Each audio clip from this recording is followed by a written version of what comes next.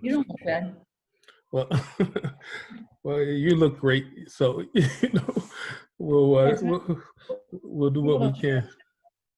I don't think people. Unless men have huge cauliflower warts on their head or something. That tends to be true. So, well, thanks for agreeing to do this talk, Mary. This will be the first conversation as part of the new magazine I'm launching called Taint Taint Taint.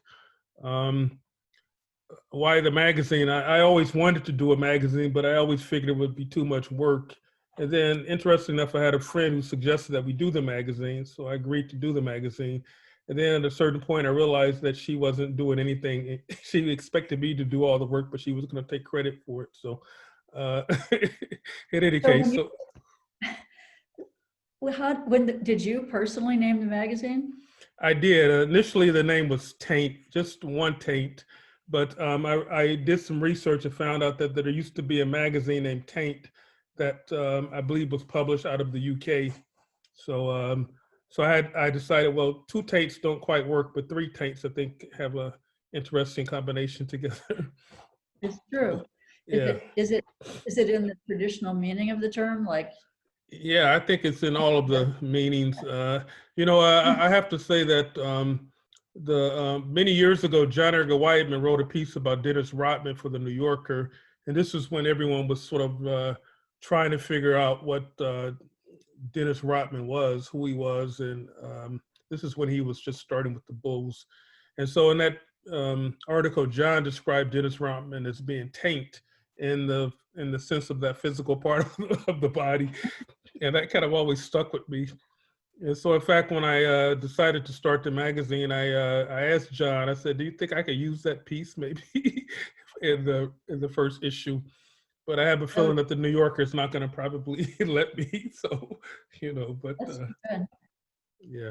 But it turns out, of course, that Rodman he's certainly taint, but he's all these other things that we didn't know about. I mean, he was actively drinking. At the time he was playing with the Bulls and all kinds of things. So, yeah, he's ended up being kind of a tragic figure, I think. So, in its own way.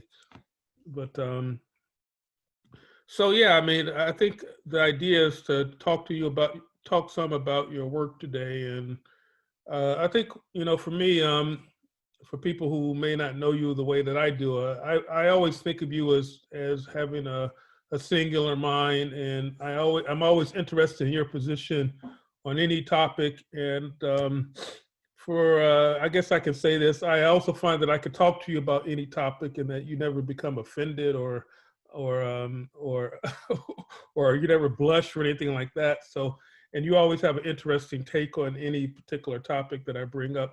So I thought one thing would be to talk to you about your work, but also to get more of your sense of the world and how you view things, because I think you always have a different way of seeing any particular subject, so. I'm a little bit of a taint myself, perhaps. Right, okay. Yeah, I hope that's the idea. And, I guess the most immediate thing would be the question of the election. I wonder if you have any thoughts about the election or Trump, where the country is heading, and how do you feel in the wake of the election? Well, I think that, I can try to answer the question, but I think I'm very ignorant politically, maybe not more so than the average person, but maybe less so than that. I really don't know where I stand that way. I don't know if my opinion is worth a whole lot. I think it is, yes. Well, anybody's might be, I guess, but yeah, I view it with, I'm very relieved that it didn't win. Right. Although the fact that Right. It got that many votes is, even if we get rid of it for the time being or eliminate it from the White House, those people are still there. And I don't mean that I think we can't go off the record, can we? Can this be edited? Well, I can pause it if you want, and then we can go back. Did you pause? Yeah, okay, I'll do that. Yeah, I think what you're saying is the it phenomenon has awakened something in America that we know is here, and it's not going to disappear simply because Biden becomes president. Yes, and I don't think I mean, he may have wakened it up and given it energy, but it's always been there. I guess the only Always. plus is that I guess people like me didn't really know how many of them there were. Like, I remember when Trump was first running and I would look at his rallies, especially the ones that were overtly racist and having white supremacists there. I remember thinking this represents maybe 10, maybe 15% of the country. Yeah. Wow, was I wrong? Yeah. Not that I think all of them are like that. I actually don't think all of them are like that, but still it's a much higher percentage than I thought. So yeah, and the fact that also they just speak a completely different language. Like, Right. I try to talk to Trump supporters when I can, just in a way out of curiosity, if I meet some of them. And some of them you can talk to on certain subjects, but others of them, it's like they're in a completely different world that you can't, at least I can't talk to them. I mean, I can, but it doesn't go anywhere. And they probably feel the same about me. Yeah. So that's really a thing. And everybody knows that. I'm not saying anything new. But then also what I'm afraid of, what I'm really afraid of, one, I'm afraid that he's planning something really bad. I don't know if he can execute it, but if he has what really frightens me, and it's frightened me from day one, as soon as he got elected, was that he has, his supporters are armed. Yes. Yes. Yes. Some of them are in militias, which are, some of those militias are, I'm sure, a bunch of stumblebums, but nonetheless, they know how to handle guns. And some of them have military training. There's that, you've probably heard of them, the Promise Oath Keepers. Right. Right. They're Yeah. ex-military and cops. Yeah. And then on top of that, if the army will obey it, I don't know if they will. But I don't know. I mean, my mind is going in kind of really scary directions, but it just doesn't seem impossible to me. Yeah. But, Well, and then I just have one more thing I'm worried about. Sure. Worried about, even if it leaves and Biden moves into the White House, and I actually have more confidence in Biden than I think you do. I think he's great, and I think he'll have intelligent people around him. I think he understands things like the coronavirus and the environment. I think he'll do his best to deal with that. But what I'm afraid of is that the problems are so bad on in every area that he's not going to be able to really, he and whoever is not going to be able to really make a big difference, enough of a difference for enough people that by the time the next election comes, people are going to say, see, we gave them a try and it's even worse. They'll be even more desperate, and that somebody else, even worse than it, will come along, and then we're screwed. Yeah. Well, That's what I'm really scared of. yeah. It's not so much, for me, it's not so much that I don't have confidence in Biden. I think, I had a strange position on the election, which is I actually voted for the Green Party, but I knew that Biden was going to win the state I live in here in Virginia. But in any case, my feeling was that I was hoping, not really hoping that Trump would win, but I felt like if Trump won, that it would at least show the country that there's a real problem and that there would be a possibility of building some kind of progressive movement. And my feeling now is that with the Biden and Harris in office, that there would be the sort of usual kind of Democratic complacency. I just don't think, the progressive movement represented by Bernie Sanders and Elizabeth Warren is not in office. I mean, there have been certainly some compromises, but I really think that's the direction the country needs to go in, which is to become a social democracy and to emerge into the 21st century rather than the way things are now, which is a country that primarily caters to the rich and the powerful, and where so many people struggle. Well, I think you're more optimistic than I am in some way, because I think that if it remains in power, he will crush any progressive movement. I really think that, because he'll be unchanged. He would be unchanged. He would have been. Right. I think people, if they demonstrated in the street, would start getting shot at.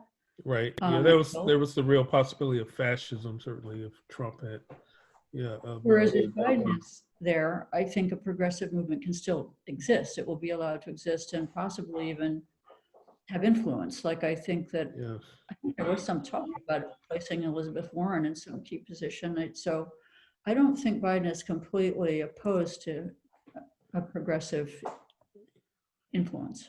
yes, yes.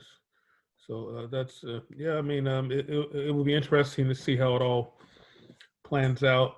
Pans out.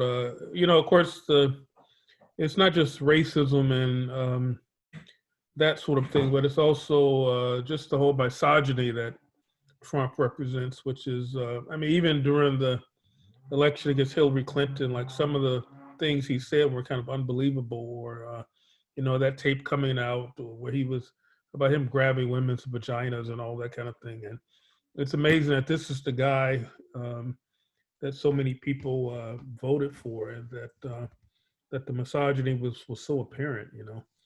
And he's shown that misogyny is very much part of of the country we live in. I guess the world we live in. Yeah, and I've got a kind of, yeah, I definitely agree. I think I like when people first started saying things about white men a lot, white men this, white men that, I felt kind of defensive about on the behalf of white men. Like I actually one toyed with the idea of getting a T-shirt that said "I heart white men" and wearing it out in public. Okay. And see Okay. what happened. Because I bet people would have thought I was a Trump supporter, and I thought, well, maybe I could also put "I heart black men" and "I heart Yeah. Asian," whoever, and then they'd just think I was a sex maniac, probably. But Right. but but I did feel kind of like, what, lay off of white men, they're not all bad. But then I started kind of paying attention to some of the like things I was seeing on the internet, like the alt-right websites, which were all not actually, there's some Latino men, but Latino men can be white, you know. People Right. always say Latino like it's a race. It's not. Yeah. Lots of Latinos are white. No shit, they voted for Trump. They're white. Right. But some of them, it's a big variety of people under that word.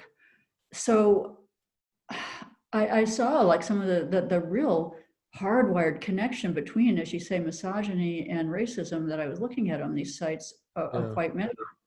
I could kind of looked and I started thinking, holy shit, maybe they are bad. I don't. It was just it's been kind of strange for me to observe that. But although this may be like an unpopular thing to say to you or to people who might listen to this, I sometimes have been able to understand, particularly the misogyny part. I think they're just sick of hearing about gender and rape and women complaining constantly. And Oh, part of me can understand that. And they feel kind of like, well, whatever we do is wrong, and we can't be masculine men anymore. I see. And Yes. I understand that, and I think, I hope I'm not talking too much, but I like No. some black men apparently voted. He got a slightly bigger sliver of black men supporting Yeah. it, and I don't know what they're thinking. Actually, I should not speak about that because I don't know. But it's just I think. Go Yeah. ahead. I was gonna say, I think I understand what you're saying. It makes me remember when Robert Bly had that whole Iron John thing. It must have been back in the late '80s, early '90s, where this sort of idea that the men no longer had a space to be men in a kind of mythical way, which I don't think equates to misogyny, but it was about, you know, it really was that mythical kind of sense of manhood that was represented in fairy tales, Iron John, and that, if you know what I mean. That Yeah, that. Oh, I'm sorry. Yes. I think a lot of it is partly too that in the modern world, physical strength isn't as important as it used to be. Yeah. It matters. It's still a thing, but that used to be very important. And the things that men really do excel in are less important than they used to be. And I think that's maybe part of what has created a lot of discomfort for men, whether they're white or anybody else. But anyway, yeah, back to your bigger point, I think that it has been a lot about not racism and misogyny, and also I just think this is a brutal culture. Yeah. Well, it seems like a good segue into your book, This is Pleasure, or the certainly it was a story originally in the New Yorker, but now in book form. And there is a moment in the book where you use the word microaggression, which is a word that for me I mostly associate with the question of racism. You know, I've heard it mostly in that context, but in your book, it's the character who uses it. She means this, you know, this type of misogyny or sexism. I don't know if you want to talk any about that. Well, microaggression, I mean, I think it can show up in all kinds of ways. So yeah, it's mostly used in a context of expressing racial animus in a subtle way.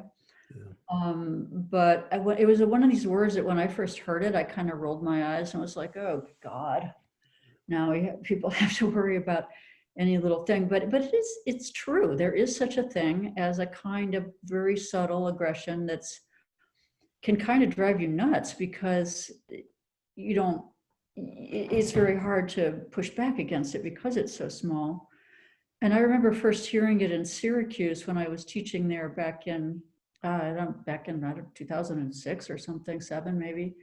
And some Black students were talking about ways in which they felt underserved by the Syracuse, the university, and that one person, I don't remember why this came up, but it was a gathering that people were speaking.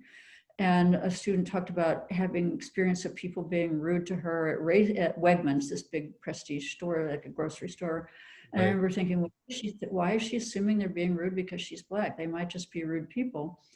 And then years later, I was at a deli with these 2 kids that I've spoken with you. They're not kids anymore. They're in their 20s, but these young, they're Dominican kids, but they're dark, and they're even apart from their physical appearance. They look, to the average white person, they look mixed race, but they also really look ghetto. I don't know how to say it otherwise. Right. Just anybody can read them that way. And I was seeing them in Philadelphia, and we went into this sort of fancy deli to pick up some stuff. And my God, I saw it. The people behind the counters were vibing them like they did not belong there.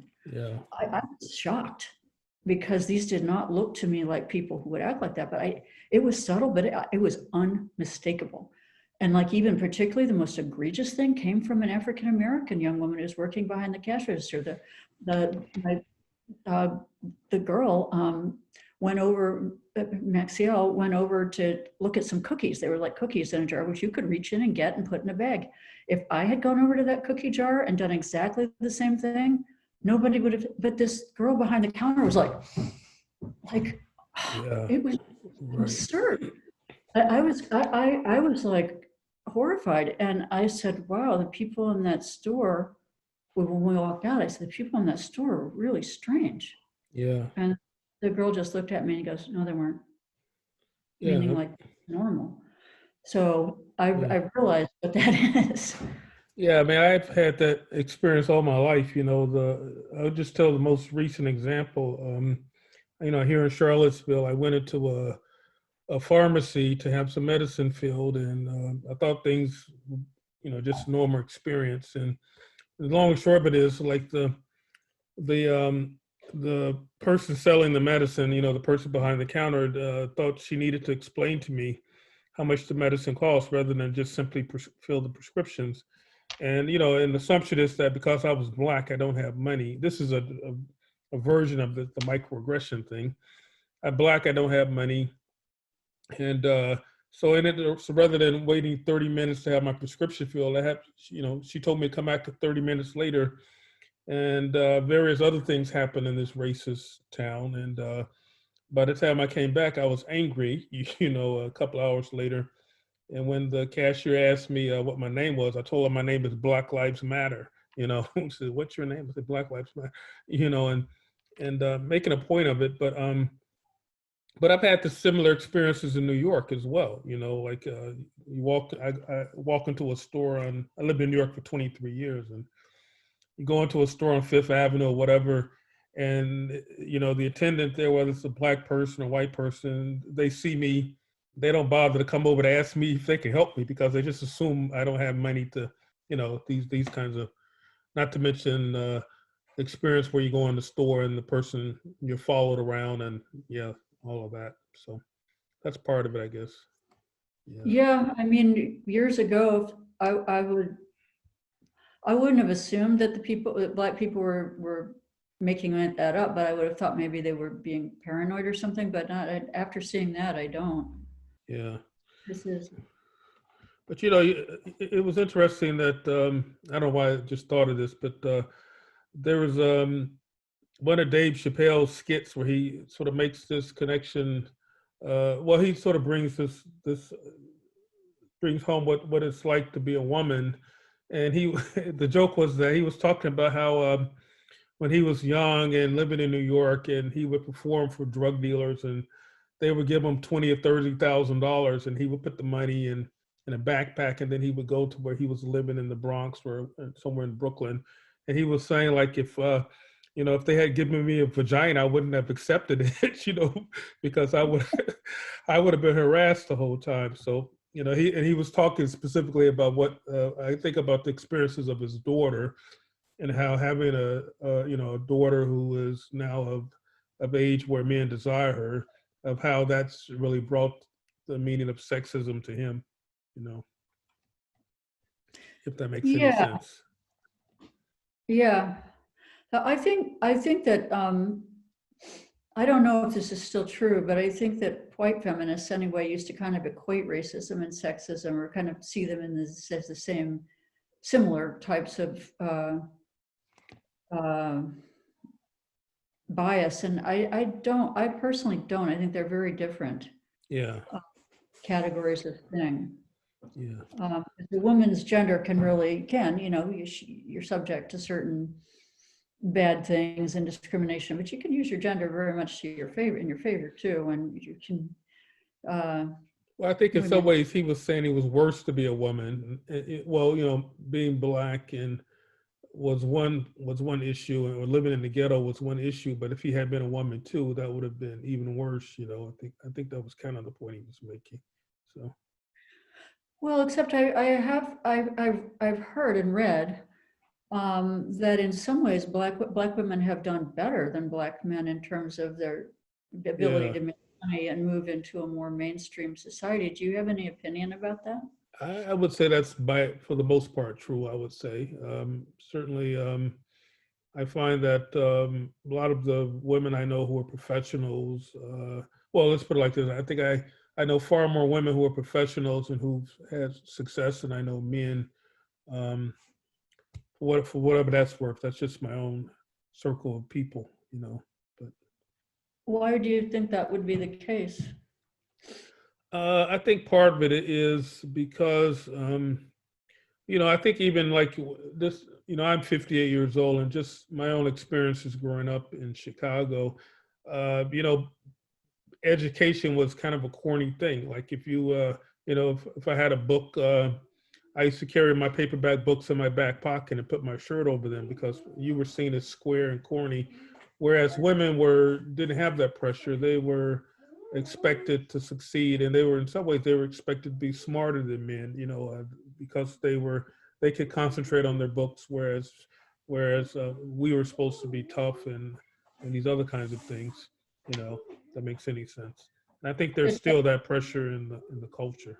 Yeah, often. Does make sense.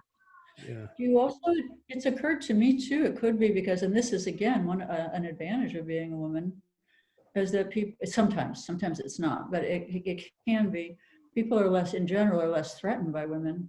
Yeah. Whether it's a vulnerable woman. So, a woman walks into the room and people are more likely to be on some level a little bit receptive, where if it's a man, yeah. Perhaps especially if it's a Black man, people are going to be a little more wary. Whereas, so the woman has a little more leeway simply because of that. That's occurred to me as possible. Yeah. I have a son who will be 20 years old next month, and I think these are some of the things he's negotiating as a Black man. Okay, go ahead. Sorry about that. That these are some of the things he's negotiating as a Black man, that he has, on the one hand, he has to be intelligent, but he also has to be cool. You know, he has to be business savvy and a hustler. You know, he wants to make a career in the entertainment industry. So these are all sort of the things he's navigating. And I never know if I should send him another book about, you know, some particular subject that interests me but may not interest him. Or so yeah, I think these are still some of the issues. And then he has to also deal with this question of being seen as threatening as well, because he's not as large as I am. I'm 6'2", but he's 6 feet, and he still will be perceived as a threat because he is a large uh, black man as well. So yeah, I did have a question for you. I wonder. Um, Actually, I don't think I've ever asked you this. Do you consider yourself a feminist? Is that a term you would use to describe yourself? I guess, I mean, it's not, it would be kind of far down on the list of things that I am, but in the sense that I believe in it as a valid social force, yeah. I don't like some things about modern feminism. I mean, really contemporary feminism. But still, I would say, yeah, I support in general a feminist worldview. Um, But what is it but what are some of the things that bother you about modern feminism? I'm curious to know. So, or contemporary, I guess is the yeah, better word. But yeah, temporary, uh, yes. I really have a problem with the idea of gender as a social construct. Oh, okay. Um, Yeah, Like, for example, race, I do think is largely a social construct. I would even say it's pretty much entirely that because its racial differences seem they're superficial. yeah. Uh, as far as I know, I mean, I've never seen any evidence that they're anything but that. Well, certainly But the biological, the DNA test would seem to suggest that. Yes. yeah, they're the however differently different races look, the body functions exactly the same way. The Yes. brain function, I mean, it's the same thing. But gender differences are pretty profound and they're physical. And I don't see how, some of it's social, certainly. I mean, I don't know how you'd break it down because I do think some gender ideas are plainly social and reinforced by social norms in a way that's sometimes really painful for some people, maybe even a lot of people. But the fact is, it's a physical, functional difference that's pretty profound. Even there's some brain functions that are different. I don't mean better or worse. I Right. just mean different. Yeah, just Um, because there's a difference in gender doesn't in and of itself imply some kind of sexist bias. I think that's maybe the assumption that's going on with the modern contemporary feminism. That yeah, if we identify this difference, then we're naturally also accepting some kind of bias on the against women. I asked a woman who's my age, more or less, why she believed that because I felt I could talk to her, and she said that. She said that because if you say there's a difference, right away you're going to be getting into which is better and which is not. And I don't think that's necessarily true. And it almost, I didn't say this to her because I didn't want to get in her face totally, but I felt like, well, are you worried that there's a difference and that you're inferior? Are you actually fearful of that? And that's why you want to maintain this idea that there's no difference? Because that's what it sounds like to me. Yeah, Um, yeah. but see, I do have a problem with that. And I think it leads to kind of almost, see that there's complete parity in every area. And I think that's even a little dangerous. Yeah. Just 1 second. Yes, I heard what you said. I was going to also, ask you. You were born in Kentucky. I don't think people would see you as a Southern writer. Is that a label you would accept? I certainly wouldn't mind if people, but I don't think anybody would call me that because, I mean, one, Kentucky is a border state, and two, really, actually, no, one, I didn't really grow up there. Okay. So the influence it would have had would be minimal, except both my parents were born there and I was always aware of it as a background, but I don't think it had that much influence on me. You don't think And would you say that you're well? For me, I always think of the Southern writers having a particular relationship to language, a richness of language. That your parents have that at all in them, and bringing that at all to you. they were very verbal, certainly. I mean, they were both really talkers, and not that they talked a lot, but they could speak well. Naturally, it wasn't something that they learned. And I mean, my mother had a year and a half of college. My father did have college, but and they also could be very slangy in their speech if they wanted to. Okay. So, yeah. Well, you do have that richness of metaphor and just linguistic range in your work. So that's something that makes that if I had to label you as a Southern writer, I would say that's one aspect of your work that would make me think of you that way. So, Okay. and I'm just throwing it out there. I just, I'm not saying that you are. I hate labels anyway. It's just a curious, interesting question to me. So, Well, it's not a label I would reject. But, yeah. Yeah, I was also thinking the other day about the first time I ever saw you. And as memory serves me, it was in the spring of 2002, and I went with a friend to the 92nd Street Y for some event that I believe it was either honoring the American short story, or there might have been an event for Best American Short Stories. But you were on the stage. I should preface this by saying that at Bread Loaf that would have been in actually in late 2001 at the Bread Loaf Writers Conference. There was some conversation about you there among us young writers. I was one of the fellows at the time, and I'll just say this is how you were described to me. I knew your name, but I hadn't read your work, and we were kind of having conversations about who was worth reading. And someone said, "Oh yeah, Mary Gaitskill. She's like nobody else. You have to read her." And hey, did you know that she used to be a prostitute? That was kind of how you were introduced. I said, well, that's kind of interesting. So and I do think like that whole characterization. Now we would say sex worker or whatever, but like that somehow got associated with you and your writing. And I don't know if you have any thoughts about that whole thing. well, I hate to say this, but it's true. Right. I knew you were going to ask about that. Right. I knew. I don't know how I did. It just came into my head this morning. He's going to ask about that. What am I going to say? Yeah, people, I mean, you're definitely not the first person to say that. I don't know. I remember once I was giving a reading a long time ago, probably the late 90s, I was giving a reading at some university. I don't remember what it was. And somebody's mother was there at the dinner before the reading. And she was like, well, I've certainly read some things about you. I heard that you used to be a call girl. And I was like, good, kind of. And then after the reading, she came up to me and said, that was really great. I'm really impressed. I said to my daughter, whatever that little girl used to be, she's all righter now. Okay. That's pretty funny. So. It was. So I guess I don't know what to say. It's true. I did that for a little bit to support myself sometimes when I was much younger and I had no money. I certainly didn't do it for research. And I don't know how important it is to my writing now or to anything, but.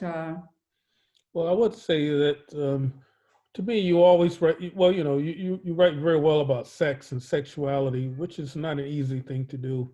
And I think that's true in all of your work, as far as I can remember, at least in most of your work, certainly in all the novels and in many of the essays. I was thinking, for example, your essay about Linda Lovelace, just like it just your reading of her life is one that is pretty singular, and I don't know. I just think that you write very well about sex and sexuality. So not to say that has anything to do with your having been a call girl or anything like that, but it's a great aspect of one of the things that characterizes your work, I think. So. Well, I So in think other part words, of it, I guess what I'm saying is someone could, my friend could have said to me, wow, she writes really great about sex, instead of saying, oh, she used to be a call girl or something like that. You know what I mean? well, I think it's a funny thing that that stands out to people. So how old is your friend? Is he as old as Uh, you? yeah, she would be in her mid 50s now. Yes. Well, I think that it's interesting. I asked because I think part of the reason that I felt free to say that, I mean, I think you would be, a lot of women that I knew when I was coming up would do things like that. Maybe not, they might work in a piano bar where they're basically paid to talk to men and maybe go out with men. I don't know if you heard of that. It was a thing in New Yeah. York, and then it's a Japanese style piano bar. Oh, Um, okay. I knew a lot of women who did that, and or some other type of work like stripping or whatever. Um, Phone sex is another big one. A lot of women would do that if they really needed money. And so it also had to do with the period of time that like we've come from a generation of people when people were really open to exploring all kinds of things having to do with the sexual world. I didn't, get into that business because I was exploring anything, but it was less, it stood to me as less forbidden than it might have been to a woman like me in the 1940s, Yeah. 50s. And so it's interesting that your friend, even though she comes from the same generation, but maybe it stood out to her for that reason. It was like, oh, here's somebody who's actually part of that. I don't know. What do you think? What do you think about the word sex worker? Because for me, I think there's a difference. There certainly is a difference between sex worker and prostitute. Of course, prostitute is considered a derogatory word, but like I think there's a difference between between a woman who chooses to sell her body because she needs money just for some basic survival skills, as opposed to a woman who's, let's say, forced into it by a pimp, or someone who's so desperately poor that they can't eat otherwise. You know what I mean? There's a range of experience there, and I don't think for me, the word sex worker doesn't encompass that entire range, but it makes it seem like this honorable profession, if that makes any sense. Yeah, I don't have any feeling about that term. It seems like kind of a silly term though, because people are always trying to come up with terms. Hi. Maybe we should change the subject. Okay. Yes. Yes. I'll be. I'm sorry. Is he out of the room now? Yeah. All right. I'm sorry. Go ahead. Really, I don't know. I don't think we should hear this all up. He's little, but kids can understand things really That's remarkably. true. He got really out of the room. He is. Yes. So yeah, it just seems like one of those terms people invent when they're trying to come up with a nicer term or a more dignified term. Yeah. And I don't think that, I mean, for me personally, the word itself, prostitute, is not derogatory. It's sometimes it's just a descriptor of somebody, what they do. If Yeah. somebody actually is a prostitute or something else and you call them a prostitute, then yeah, that could be insulting. I mean, if I'm called a prostitute in relation to my writing, I would not like that. I Right. would also, it's grotesquely inaccurate. I'm not prostituting myself 1 minute at all with my writing. I don't write about things. I might write about things only for money, but not something that I perceive as just really wrong. I've actually turned down well-paid jobs that I thought were really Yeah. doing something wrong. Okay. Yeah. I think. What else? What I was going to ask you? I was going to say. I mentioned how first time I saw you. First time I met you was actually in St. Petersburg, Russia, in 2004, when we were both teaching for the summer literary seminars there, and I've I would say you've been a friend since, and the thing that stood out about that trip is the time that you hit your head against the bottom the bottom of a bridge in St. Petersburg, and you actually have written about that, and But you know, that for me, that's an interesting image because you were so absorbed into, you were so occupied in trying to absorb the world around you that you were standing up in the boat. I didn't actually see it when it happened, but my wife at the time actually saw the incident. I only saw the aftermath. But you know, it shows, it's a good metaphor for you as a writer who really observes the world and takes risk, even at the the danger of self-harm in some ways, if that makes any sense. Well, I didn't actually stand up. We were, the bridge was so low. Were you on the Right. boat? I was on the boat. Yeah, I was at the front of the boat, and I think you were at the back of the boat, if I remember correctly, or maybe the The front of the bridge, boat. Yeah. the tide was up, so the bridges were so low that we had to duck our heads all the way Right. into our laps That's right. We to had go. to duck. Yeah, I remember that And it now. was, I didn't actually stand, but I raised my head a little too far because there was some people on I think there's a guy walking on his hands on the bridge, Oh, and okay. Wow. a woman was watching him, was walking by and looking at him, and her skirt was moving in a particularly, I thought, beautiful way. And so, yeah, I raised my head a little too much um, Okay. to look at that, and that's how I got hit in the head. An interesting thing is that you continued at the conference and you taught your workshop for those 2 weeks or so that we were there. I thought that said a lot. I mean, I think most people would have been ready to go home. Yeah. I don't know why they they decided to make this into a game now. I'm referring to my two.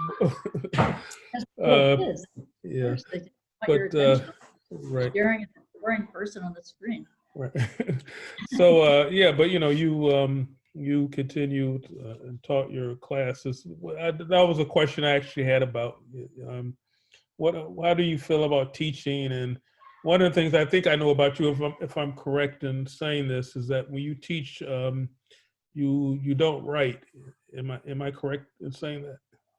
Well, I try to write. I'm not able to write. I'm not able to focus on my writing. I unfortunately don't have a very strong ability to do two absorbing things at the same time. Okay. Like I don't like to be involved in something else that's very, you know, requires a lot of my attention when I'm writing. So it's hard for me to write while I'm teaching. Although if I'm only teaching one class, I can do better. I've tried to get better at it over the years. Because maybe you're remembering in the past, I used to not write at all when I taught. I just couldn't do it. Yes. And I've gotten better at it now, especially if it's only one class. Okay. All right. And I guess another question I have is what is it like to be married to a writer? I mean, does it feed the work? Does it? I mean, I don't know if that. Maybe that's an awkward question. I don't mean it to be an awkward one, but I mean, I guess I'm trying to ask, like, how does the? I've never been married to a writer or even really seriously involved with the writer. I think so. I'm curious to know how that affects your work, if at all. Well, it does actually. I would say mostly he's very helpful. He's a very good reader. Um, he sometimes makes very inspiring comments or suggestions. Um, that was more true. There was a period of time where I really leaned on him quite heavily for that. Not so much anymore, mostly because he's working very hard at teaching and writing. But I mean, there's a downside too. There can be kind of writers are writers are very, introspective, anxious people, pick over things a lot, and so that kind of gets compounded when you're reviewing. Right. I understand. Yeah, I mean, well, we're talking about Peter Trachtenberg, but so for those in the audience who may not know that the two of you are married, a very accomplished, brilliant nonfiction writer. And do you play the same role in terms of his work as are you his first reader and such? Well, I try. He doesn't listen to my advice that much, but Okay. he usually goes, "No, I don't want to do that." Okay. So it just doesn't happen. But yeah, sometimes every Okay. now and then, listen to me. Yeah. I wanted to just close with a few questions about your book, The Mirror, your most recent novel. Actually, I'll phrase the question a little differently. We were having I wouldn't call it a debate necessarily, but we were having a discussion about this idea of autofiction. And you characterize yourself as a writer of autofiction. And I never really thought about your work in those terms because autofiction to me means a very kind of a particular kind of thing with the first person narrator, the Zabaldian type of narrator who walks about the world and observes things, kind of the flaneur who observes and makes connections. Whereas your books are certainly based in plot and story in ways that someone like Sebald wouldn't be. Come on, guys, you have to let me finish here. I'm sorry. Almost done. Almost done. I actually don't characterize myself as a writer of autofiction generally. Oh, okay. All right. I got that wrong then. So. Although I could see why somebody might think that because I have based some. Hello, cutie. Say hello. Then I have to finish. I'm interviewing her. I can't hear. This is going on YouTube later, okay? So he told me if I post this on YouTube, I'll become a millionaire. So I wish that was true. No, you'll have a diamond play button. I have a diamond play button. Okay, whatever that. Okay, guys, let me finish and then I'll see you in a minute. Okay, I'm sorry. I mean, some of the things I've written have been based on my life, but I feel free to depart from my life quite a bit. Like The Mayor was based on an experience I had, but it was very different. I mean, I think people can be forgiven to think that the character Ginger is really tightly based on me, but she's not. She shares some things in common with me, but I'm very different from that character. And the character of the girl, Velvet, is very different from the actual young lady that came to my house and stayed with me every summer. Was she kind of a, let's say maybe a fantasy version of her, an idealized version of the girl that is? Different. Just different, okay, yeah. I mean, no, the real person in some ways was probably quite a bit more interesting. Okay. But, characters and real people it's hard to be as interesting as a real person. Yeah. How do you get that on the page is the question, I guess, right? Yeah. Yeah, any real person is a lot bigger than any character is going to be. There's some great characters in the world. Yes. But it's hard to get the entirety of a person.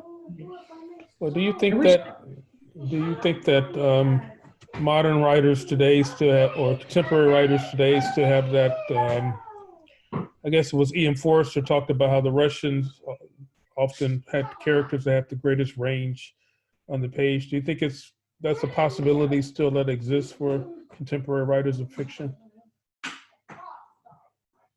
It's certainly a possibility. I don't know if they want to do it. It seems like people's range is getting smaller and not bigger. Yeah. Not because they can't, but because this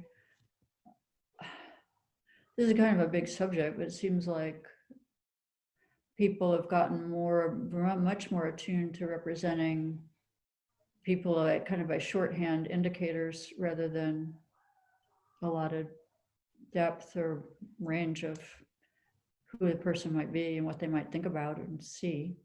Yes. And why do you think that is? Why has there been this narrowing, do you think?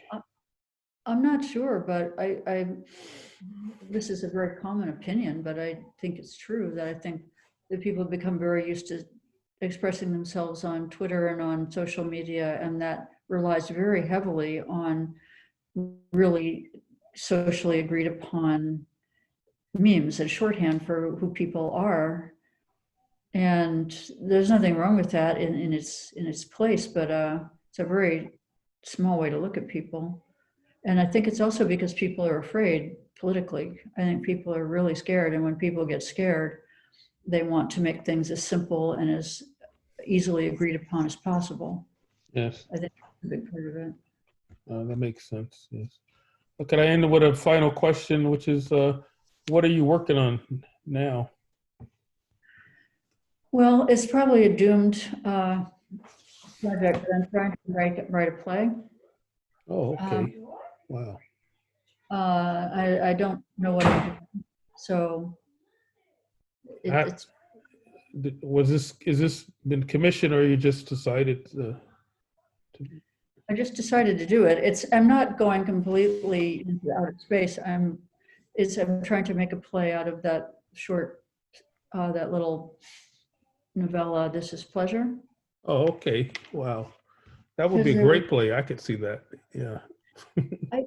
I think so, because to me, there's a lot of humor that didn't really get into the book itself, and a lot of things you could show about the cultural background that the person is coming from and how it changes. I don't know if I can do that, but I thought, like, being in a play, it's a much more broad and visual medium. Yeah. You can play with like that. Remember that vision, that version of somebody sneaking up behind you. Be careful. Oh, okay.